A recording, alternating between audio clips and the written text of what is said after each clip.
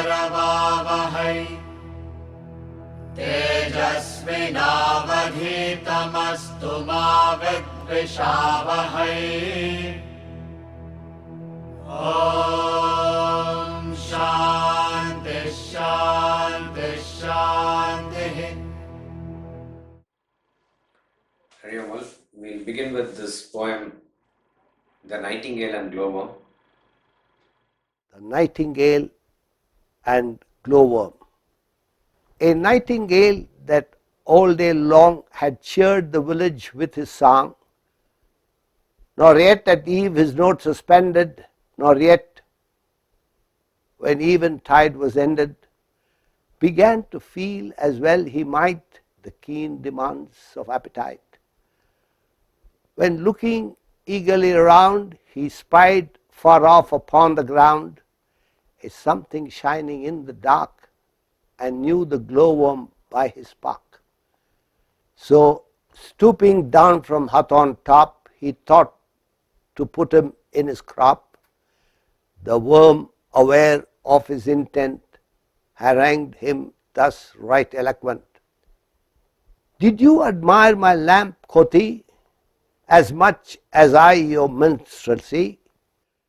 You would abhor to do me wrong as much as I to spoil your song.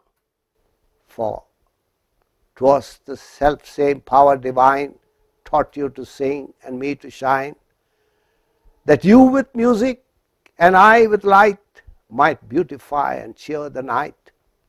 The songster heard his short oration, and wobbling out his approbation, released him as my story tells, and found a supper somewhere else. Hence jarring sectaries may learn their real interest to discern that brother should not war with brother and worry and devour each other, but sing and shine by sweet consent till life's poor transient night is spent, respecting in each other's case the gifts of nature and of grace. Those Christians best deserve the name who studiously make peace their aim, peace both the duty and the prize of him that creeps and him that flies. William Cowper. This is a very brilliant poem by William Cowper. We do not know much about the poets whose poems Swamijis have chosen, because there is a separate study, particularly by those who are interested in literature. If they have taken that as the majors in the universities, they might have done that. We do not know.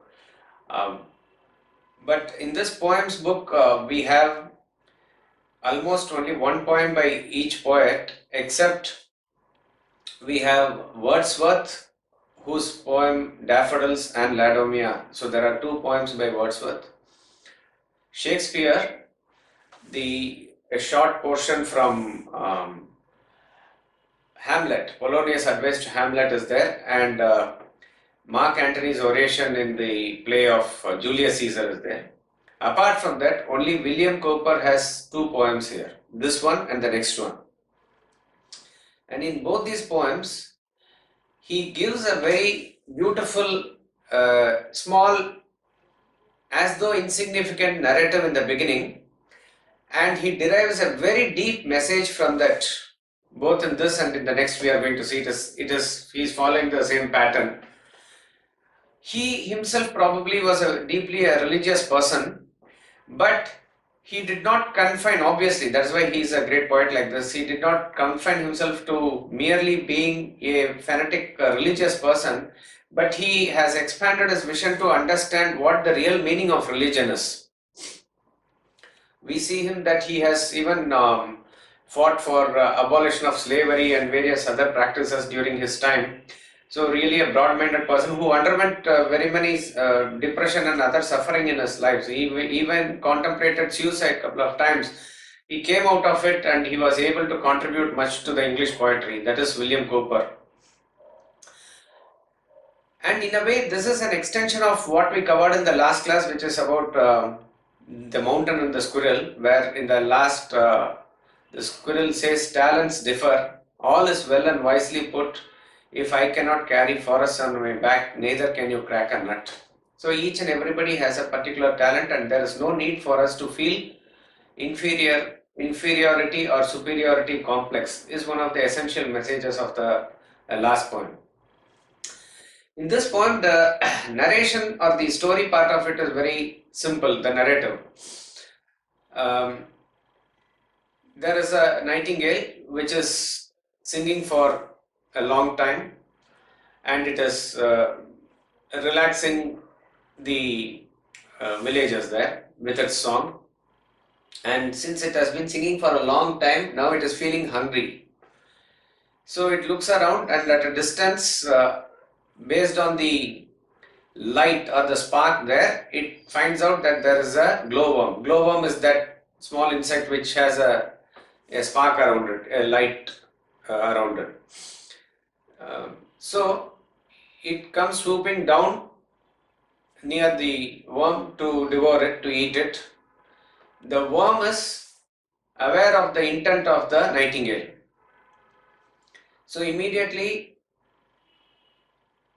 using the common sense, the glowworm gives a very small lecture maybe to the nightingale. It addresses, and in a way that it addresses the nightingale.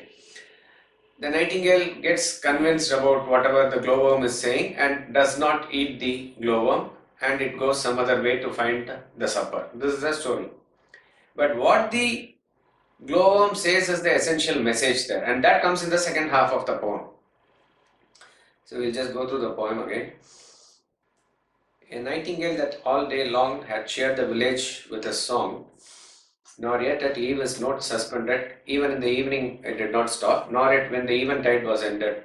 Maybe in the extension of that evening, eventide may be referring to the tide that comes in the river along the evenings or in the late night, which is there. Up to that point also, this nightingale was continuing to sing. And then, because of its hard work, it is now feeling hungry. Began to feel as well he might the keen demands of appetite. When looking eagerly around, he spied far off upon the ground. So he was able to spot this far off on the ground. What was it? A something shining in the dark.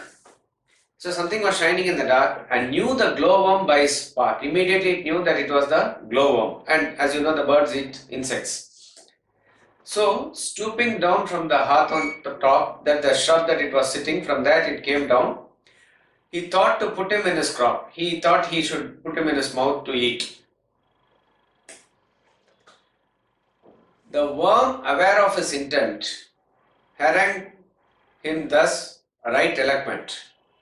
So, addressing him loudly, the worm was saying the following thing. So, the worm was aware of the intent of the nightingale as it came down. So, it wanted definitely to protect itself, and in the process, it is giving a short sort of a lecture to the nightingale. First, very nicely and psychologically, the glowworm begins to say that, did you admire my lamp, quoth he, as much as your minstrelsy? Did you admire my lamp? Did you admire the light that is coming out of me? So, as much as your minstrelsy, I was admiring your music all along. So, like that, did you also admire my lamp? You would abhor to do me wrong, as much I to spoil your song.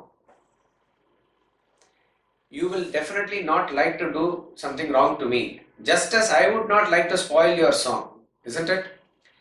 This is what it says. Now, why does it say so?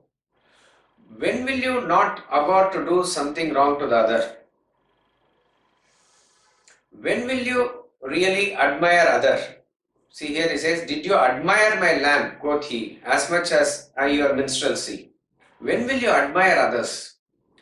Admiration comes out of your identification. Only when you are able to admire some person, only when you are able to love some person, only when you are able to identify with some person, you will be able to admire them. You are able to accept them as they are. That acceptance is there. and that is what is going to cause admiration, and maybe that other person may be a source of inspiration also for you. If that acceptance is not there, there can be jealousy.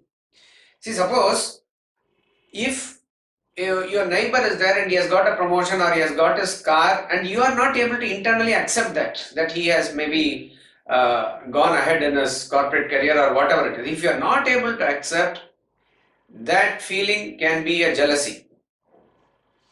But if you are able to accept it, that same person can be a source of inspiration for you. So it is the acceptance that changes the negative connotation in an emotion into a positive one. So the moment you accept, your identification actually grows. You are able to admire the positive qualities in that person. You are able to accept and admire that other person. So the admiration comes only when you are able to look at that person and you are able to identify with something that is common with them. Only then you will even want to raise your level based on that person as the inspiration, like that. Now, what is that common thing? When we look at ourselves from the point of view of our material layers, there is nothing common. Your body is different, my body is different. Your mind and your emotions are different, and my mind and emotions are different. Your thoughts and ideologies are different, like my thoughts and ideologies are different. So what is the common ground at all? Not at all. There is no common ground at all. But Vedanta says that which is beyond the material layers, which is the spirit, it is that spirit within you is the same spirit within me. So you will be able to identify with others to the extent that you go deep within yourself and identify with that spirit. And if you are able to understand that spirit, you will understand it is that same spirit that is expressing or functioning through the other person also. It is the same spirit that is expressing and functioning through you also. So that is one of the key messages of this poem. That is why, like every poem, here also these 4 lines are given in italics. Because it was the self same power divine that taught you to sing and me to shine. That you with music, I with light, might beautify and cheer the night. It is the same divine principle of self or God or whatever you want to call it, that supreme power, that has taught you to sing and me to shine. Taught you to sing means it is that which expresses through your organ, whatever you are using as for speech, to sing. And it is that same power that is expressing me through my body, through my organs, to shine. So the most common example, which of course you will find in Swamiji's lectures also and quoted in Vedanta treatise and other books, is each and every electrical equipment expresses itself differently. The refrigerator produces coolness, air conditioner produces coolness, the heater produces heat, the microphone amplifies sound, and the television gives picture and sound. Like that, it is each and every electrical gadget and electronic gadgets, they are expressing themselves completely differently. But the power that runs through them is one and the same, which is the electricity. Without electricity, there will not be coolness produced by the fridge, there will not be heat produced by the heater. So electricity is the same divine power here, if you want to call it. It is the same power that makes all the electrical gadgets function, yet it doesn't participate in any of the functions directly, in the sense it is not attached to any of the expressions. Electricity is neither cool nor hot. Electricity is neither light nor sound. But electricity is that which produces light. It is that which produces the sound. It is that which produces the coolness and heat. So it is that same power. So exactly like that, each and every person is blessed with some talent or the other. that talent, whatever he expresses through his intellect, through his mind, through his body, through his organs of action or perception, all that is only the expression of the same power. I would recommend that you even go through the chart in the first chapter of part B of Vedanta treatise, which talks about how the Atma expresses in all the different equipments in a human being. So, the way of expression is dependent on the individual based on his vasanas or his innate tendencies.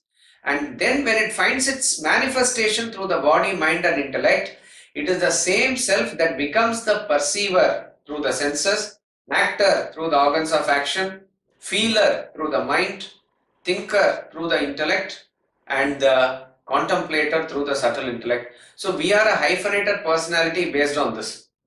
And whatever be our talent, whatever be our swadharma, it is nothing but the expression of the Supreme Self only. If that Supreme Self were to shut itself off even for a millisecond, the whole thing will come to a standstill. Of course, that is not going to happen because that is always on, as it were, and that's why we don't understand its value. But that is the power. In fact, this is explained by a very beautiful story in Kenopanishad. Those who are interested can go through the part 3 of Kenopanishad, where he gives the story of a yaksha, an apparition, who is nothing but the supreme god Brahman, who has come in a form like an apparition. To him, the wind god Vayu and the fire god Agni, all of them approach to find out who he is, but they are not able to find out. And what is interesting is they are not able to use their power against him. They are not even able to use their power to burn a blade of grass. Agni fails in burning the blade of grass, and Vayu fails in moving that blade of grass even by an inch. So the power of Vayu and the power of Agni are not available for them because Brahman had switched off, as it were, in the story. So if the self within us switches off, there is no expression at all. So it is the self that expresses itself through all these equipments. So he says, the glowworm says, "'Twas the self same power divine that taught you to sing and me to shine. Through you it is expressed as music, and through me it is expressed as light. That you with music and I with light might beautify and cheer the night." Here is another important message. You with music and I with light might beautify and cheer the night. The choice of these two activities, as it were, that is, one is music and another is the expression of light, has also probably a deeper meaning in the context of Vedanta. Music is an expression of art, and art is connected with feelings or emotions. Art is that which comes from the heart actually. It has to pour out. That is when art is coming. And that feeling is an important aspect of our spiritual path, which is the path of devotion. Playing veena with music with two hands, and also Saraswati holds the Vedas. So the Vedas represent the path of knowledge and Venas represent the path of music. So here what it means is, light here represents the knowledge. So glowworm represents the path adopted by the jnanis, which is the path of knowledge. The nightingale represents the path adopted by the bhaktas, which is the path of devotion. These two paths should not be taken as one opposed to the other. They in fact must supplement or complement each other. That you with music and I with light might beautify and cheer the night. Why is night given? Night represents darkness, ignorance. So, as individual, we are ignorant of the Supreme Self. You need to plow through that ignorance and gain the knowledge of the Self. For gaining the knowledge of the Self, there are various paths that are there. You need to probably even collectively practice them, but you may take one of them to be a main path which is according to your constitution. Same Vedanta Treatise Part B, there is a full chapter on this called the 4 yogas, the 4 spiritual disciplines. The 3 are the main, as we know, karma, bhakti and jnana. 4th is called as the Hatha Yoga, which may be mapped into what Swami Vivekananda calls as Raja Yoga also. It is also definitely a right royal path that is given. But karma, bhakti and jnana are meant for the majority of the people, and each and everybody is like an adhikari for it. Raja Yoga maybe will be applicable for a few who will take it up in a very deep way. But from our point of view, as a Hatha Yoga, to do even yoga and exercises at the physical level, if we take it, all of us have to practice all the 4 yogas. Now the question arises as to how should we decide what to practice? Who is to decide this? On what basis should we undertake a spiritual course? If you carefully note, even those who are, let us say, in some form or the other wanting to come in contact with spirituality and who are genuine, without a proper guidance, they end up doing something or the other based on maybe their whim or a fancy or what they see in a YouTube, or may listen to their friend and do something, or pick up a book from a railway bookstall and study and do something. This is not the way.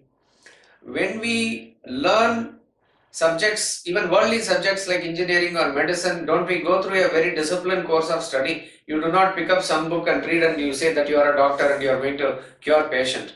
It is a systematic course of study. Engineering is also like that, a systematic course of study. Law, economics, everything is, there is a what do you call, a sequence to it, and you have to go step by step. It is going to take time before you become a master in it. But when it comes to spirituality, we don't seem to apply that principle here. Anything and everything and anybody becomes your guru, or we take it very casually without realizing that sometimes it may even harm your personality. If the dosage of the medicine is not proper, that will harm your personality. Medicine may be correct, but if the dosage is wrong, who is to be blamed then? So, we have to understand that each one of us is a composite personality made up of these 3 basic equipments of body, mind and intellect. But each one of us, temperament wise, we are different. Our gunas are different, our temperament is different. Our thought textures are different. Though the material made is the same, the proportion, therefore the permutation and combination is completely different. The Atma or the self or the power or the electricity in that example, it's the same. But the inner equipments are different, and therefore you cannot apply the same medicine that your neighbor applies. It's not possible. You have to consult the doctor and maybe take your dosage, your proportion of the medicine like that. If a person is naturally oriented towards more thinking, more reasoning, and he is very comfortable in doing that, he is into introverted study, reflection, and he goes by reason and logic. He doesn't take things for granted, whose intellect is well developed. He will probably get attracted to Jnana Yoga more. Jnana Yoga is where we study this Gita, Upanishads, thinking, contemplation, reflection. All this is the path that is suggested in Jnana Yoga, where you are discriminating based on your intellect, and that discrimination is aimed towards ultimately understanding what that reality is. And Vedanta encourages this. In fact, all our scriptures are based on this question, answer, reasoning, like that. The probing tendency must be there. In some people, the mind is developed much more. When we say mind is developed much more, means their ability to feel, that comes naturally. Pure emotions are there for them. They are able to feel that. And that feeling of them can be used in the spiritual path, and that path is called as the path of devotion. So disciplining your emotions is Bhakti Yoga, and disciplining your discriminate thoughts is Jnana Yoga. So with that emotions, they are able to feel that supreme power, And the practices are, that can be anything. They can sing, they can go to temples, they will do rituals, whatever they are doing. All these are the practices that are involved, but the key aspect is that they are able to use their feelings more and quite naturally and easily, because that is already in a developed state. So for those in whom emotions are developed, Bhakti Yoga is there. For whom intellect is developed, Jnana Yoga is there. If they are not, one is not predominating, one is not in an extremely advanced stage, both are like balanced at a lower level, that means that that person has still more desires and he is still extrovert in nature. Such a person will automatically take to activities or karma. So karma yoga is meant for such a person who is balanced with his head and heart, and who is at a level of development where he needs to actively pursue the world through his actions. So converting that actions into worship is called as karma yoga. And for us to shed our lethargy and beat the body into submission, into some form of a discipline, certain compulsory yogas are given, and that is called as hatha yoga. Hatha is compulsion. You force yourself to do it like that. It is so. That is also can be mapped into this. Now, as far as we are concerned, in the initial stage, it is recommended that you do lot of karma yoga, lot of actions, convert those actions into a higher form of worship, like that it is, and you have to still do the bhakti and jnana, but proportionately they will be less. As you knock off your desires and go higher in the ladder of evolution, then naturally you will gravitate towards more introverted practices, and according to your again your proportion, you can take up more of bhakti and jnana oriented activities.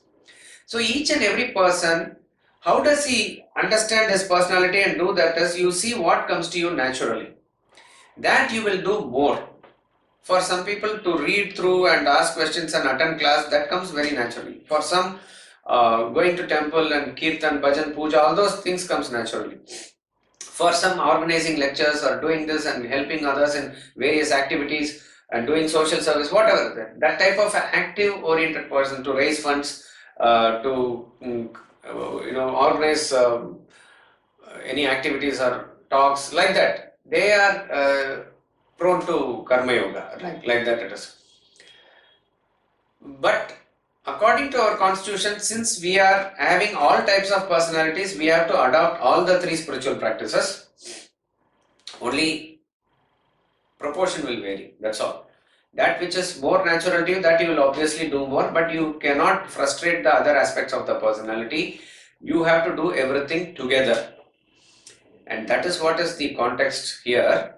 That is, here the point is, we'll come back from the objective point of view. But from the subjective point of view, it is said, music and light have to go together.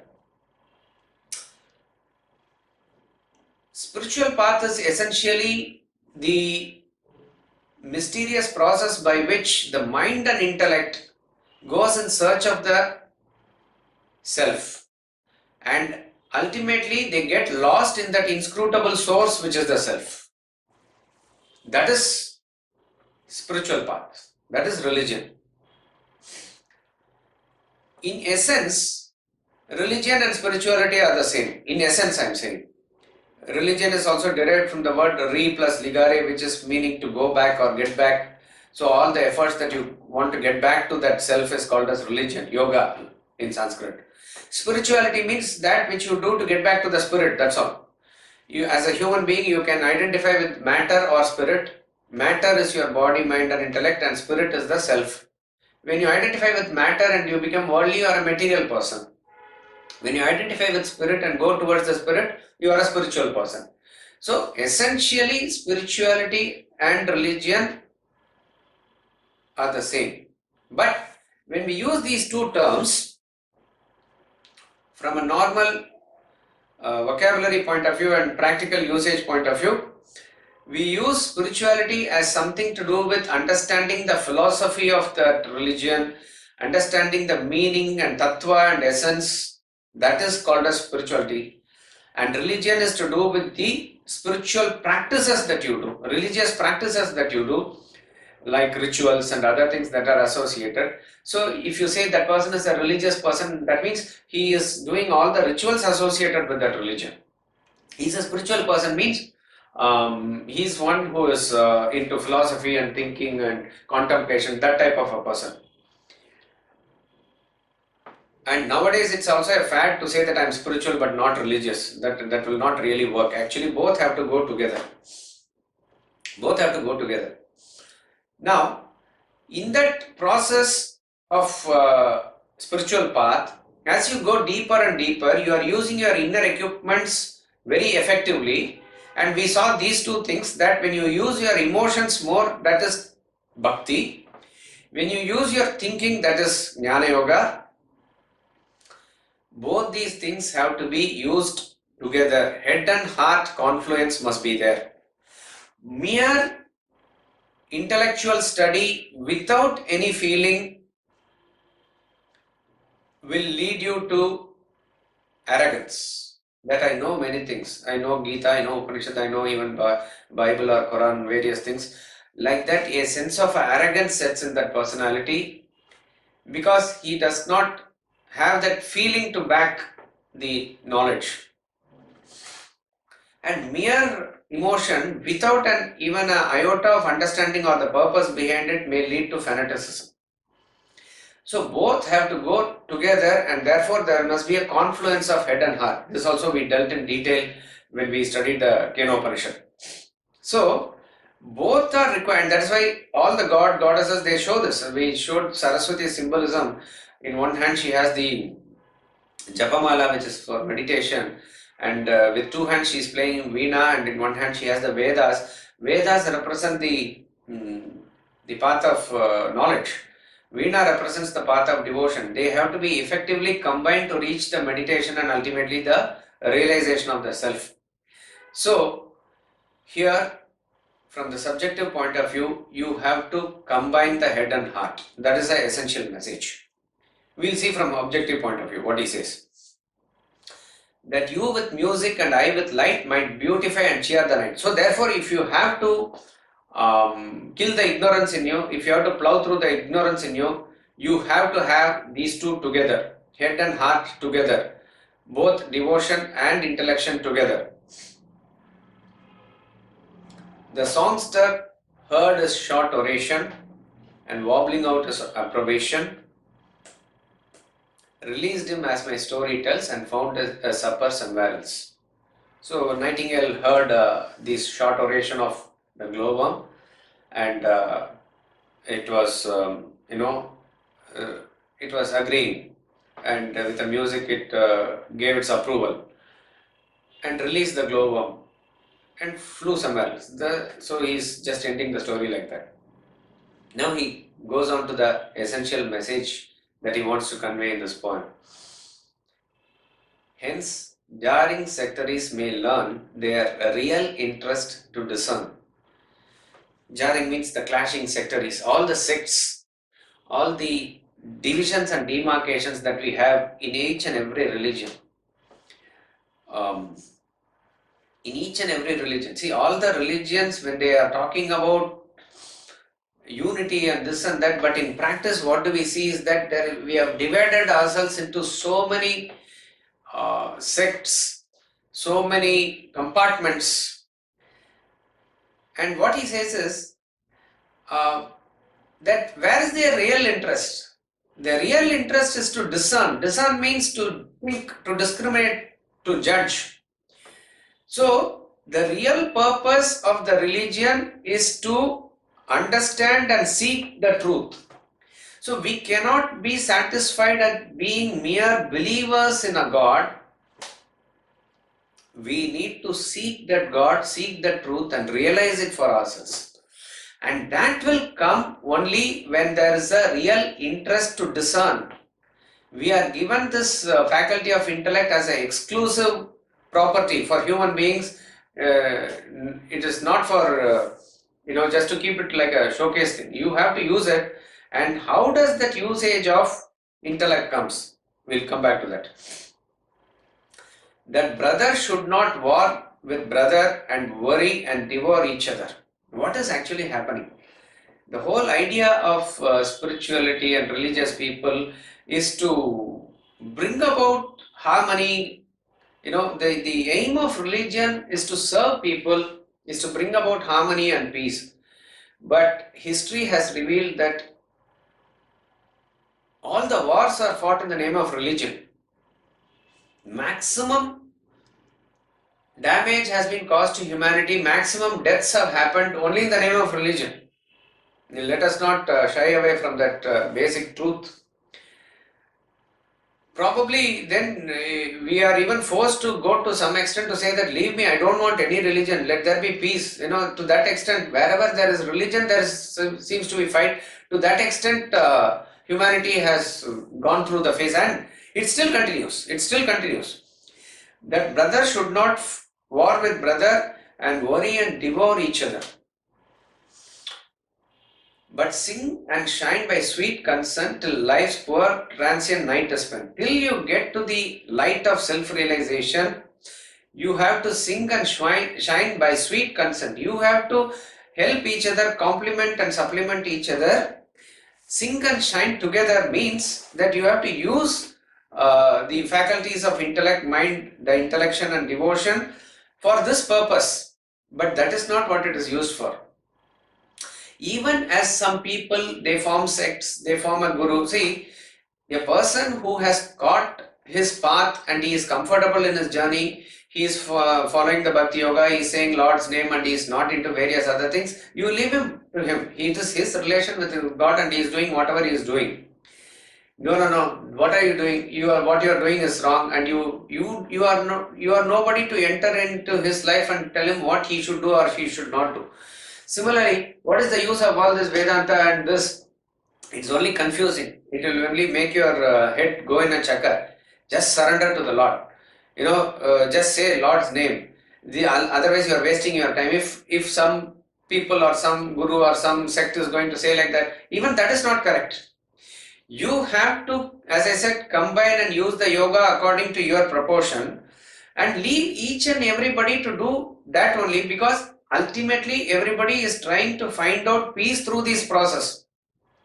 But what we have seen is, beyond a point, the attachment that one has to one's own sect, one's own community, one's own religion, that is far, far more powerful than any other attachment. Even attachment to family and all goes into insignificance when you compare to that. And what do? They take up arms and fight. The whole purpose of religion is completely lost. Where it is supposed to bring peace, where it is supposed to bring harmony, it has ended up killing people. Respecting in each other's case the gifts of nature and of grace. Why don't you understand that each and every person is different? The gifts of nature and grace means your swadharma, your basic tendency is made of the fruits of your action that you have done in the past. That's how your material equipments are formed, and that's how your talent is expressing. And that talent for you to use is the grace of God. So all of us are blessed like that. There is nobody who is bereft of a talent. There is nobody who can say that I am not blessed with anything. Each and everybody is blessed. Some are given physical power, some are given intellectual power, some are given emotional power, some are given various other things. Each and everybody is very beautifully gifted with something. And remember this, your present nature is best suited for your evolution.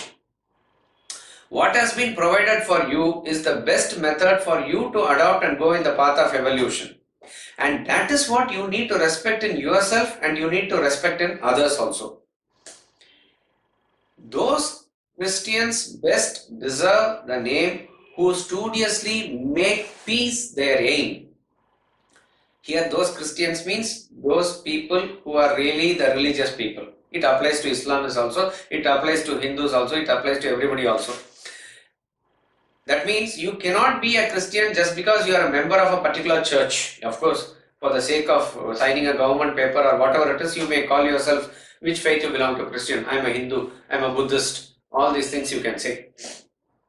But who is a real Christian? Who is a real religious person? They best deserve the name who studiously make peace their aim. So what is the aim? See, imagine, whatever you do, ultimately this cannot be denied that you are looking for peace. You are looking for happiness. One who is attending class today also, you may say I want knowledge, or you may say I want satsang, but through that you want peace only.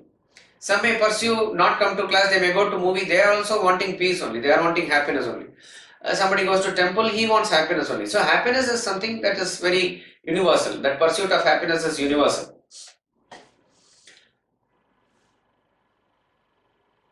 But the question is, how do you studiously means very consciously, very in a very effort oriented way, they make peace as their aim.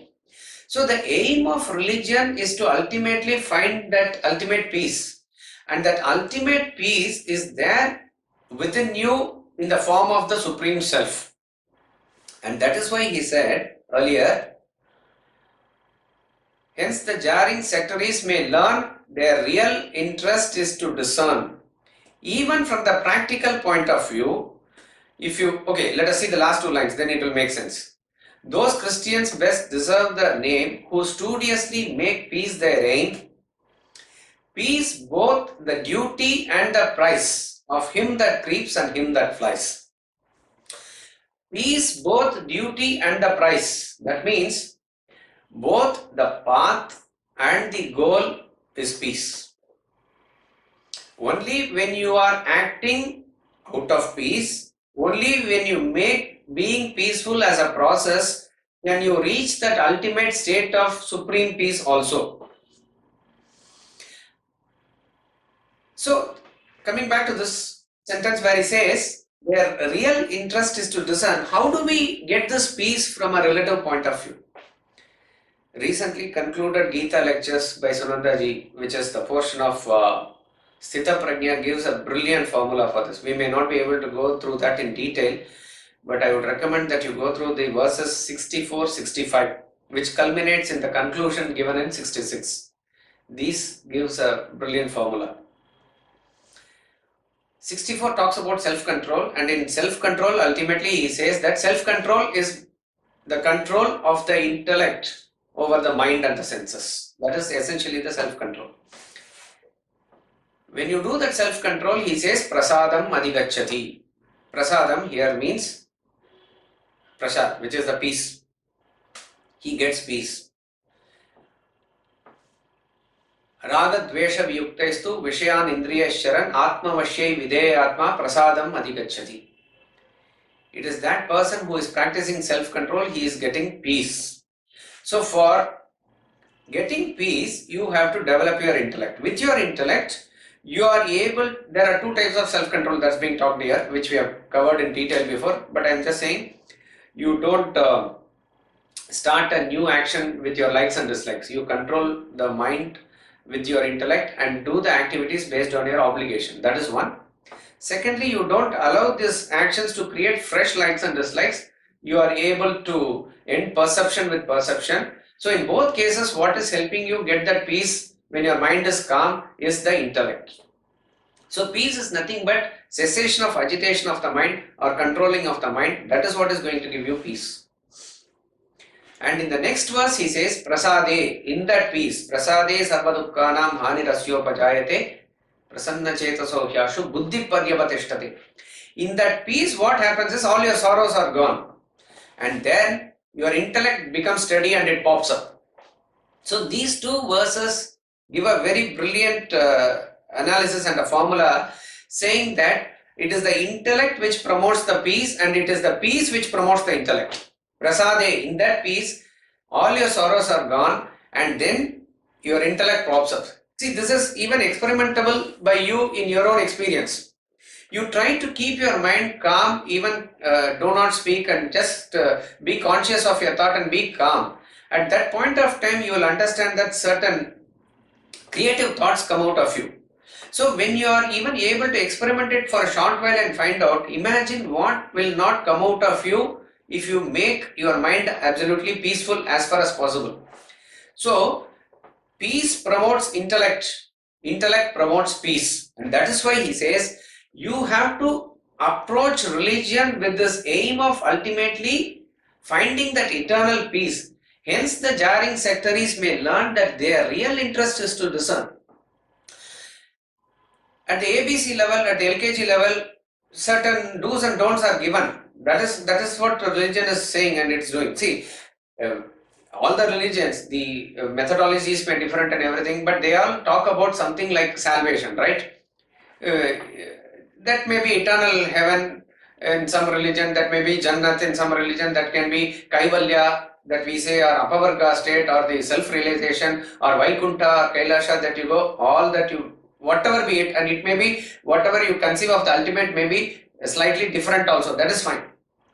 But all the religions concur on this point that your worldly life here is riddled with sorrow and you need to get into that state of salvation, because there you will find eternal bliss, eternal peace. There's a concurrence in all religions, right? So therefore, if you have to approach that religion also, you have to understand this is the final aim of the religion and then you go into it. Otherwise, merely getting fanatically attached to certain rituals and practices in the religion, and if others are not following, you brand them something and you kill them and they kill you, this is not the purpose of religion. So he says their real interest is to discern. Cut through the scriptures also and find out what is the ultimate aim of it, and that is what is a guru is also supposed to do. When he interprets the scriptures, when he is going to give you a religious discourse or make you understand, he must take you closer to God. He must take you closer to peace. He must take you, make all the doubts in you disappear and lead you in the path of peace. So he says here, very powerful. I mean, it's very inspiring for us. Jarring sectaries may learn that their real interest is to discern. Now come to the last statement again. Respecting in each other's case. So, from subjective point of view, we said that jnana and bhakti should go together. Exactly like that, from the objective point of view also, each and everybody to function in their own way, you have to respect and ultimately leave them to their path. You ought not to interfere with them. You mind your business and they let them mind their business. If they come to you for help, you can always help and you can also go to others for help. And if only you make this peace as your aim and self-development as the ultimate motto, can you even help and take help from each other. What can I learn from that person? How can I make that person as an inspiration in this particular point? This can come only when I am focused on my self-development. So you are admiring others for their gifts and their grace that they have got, which is expressing through their faculties. The same applies for you also. So if you are mutually respecting like this, there should be a problem. There will not be any problem. That is why we say always this term religious tolerance should not be there. It is like a condescending term. When I say I tolerate you, what does that mean? That means you are something below me and somehow I tolerate you. That is not the moment you say that, you are putting yourself in a pedestal in ego, and that's what it shows. Rather, there must be a mutual respect. Whatever you follow, it is your relation with God. I respect that. I expect that you respect me. That's all it is. If this type of mutual coexistence and mutual respect, this tendency is there, there cannot be any fight. So from the objective point of view also this works. Those Christians best deserve the name who studiously make peace their aim.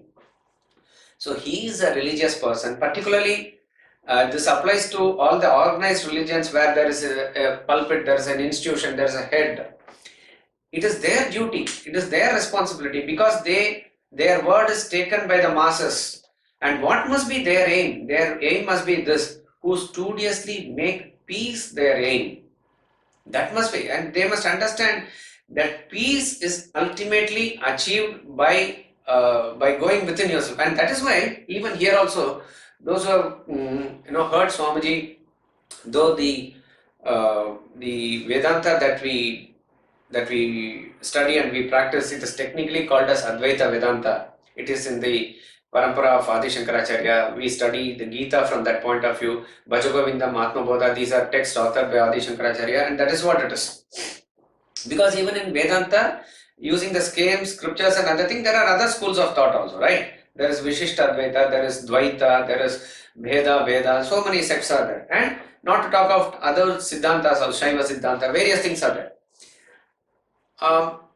But Swamiji will never get into, if anybody asks Advaita, Dvaita, Vishishtadvaita, what are you following, what are you saying, he will not get into that discussion at all. Because even for the sake of the discussion, he does not want to create any discrimination or demarcation. This is the aim of Vivekananda, Ramatirtha and others, to present Vedanta as a universal religion. It is therefore, it is there written in the leaves, it is written in the brooks, it is murmured in the winds. Like that, he is saying means it is universally applicable for all. It belongs to you, it belongs to me. Everybody can take it up and use it. No, I don't want to believe, I want to believe in Christian. Okay, follow Christianity, follow Bible, whatever you do, but follow these principles.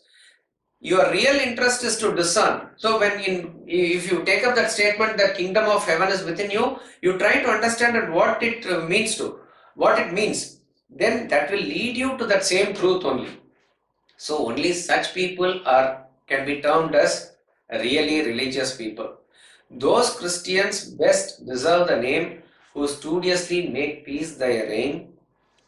Peace, both duty and price. It is the path, it is the goal. Like objectivity it is. You have to practice objectivity and to reach that ultimate state of Sakshi. So it is both the, in other words, a person who is living an extremely agitated life in this world, do you think that he is going to get Jannat sometime and he is going to enjoy the heaven? Not possible. One who is in the process of finding peace in this world, he is only going to get peace in the transcendental also. So it has to be both the process as well as the state. And then he says, of him that creeps and in him that flies.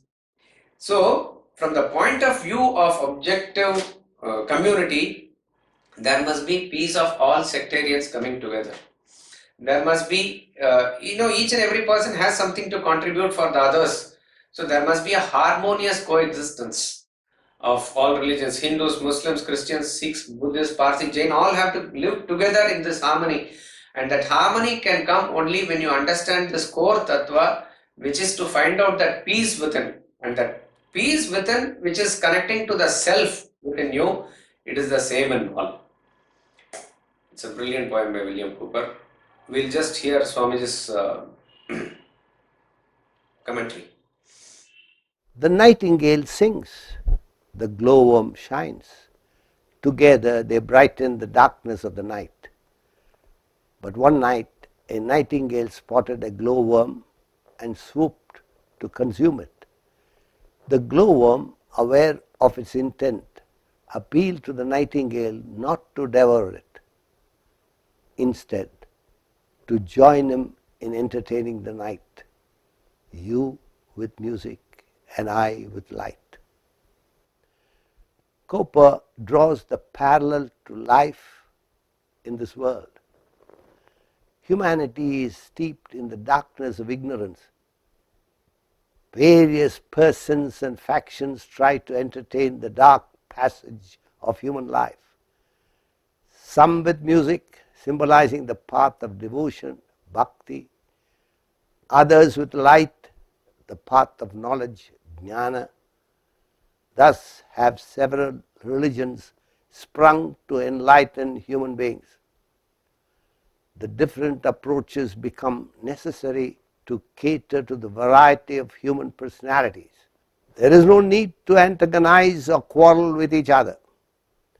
With such understanding, all religious factions can strive together to attain knowledge of the Supreme Being.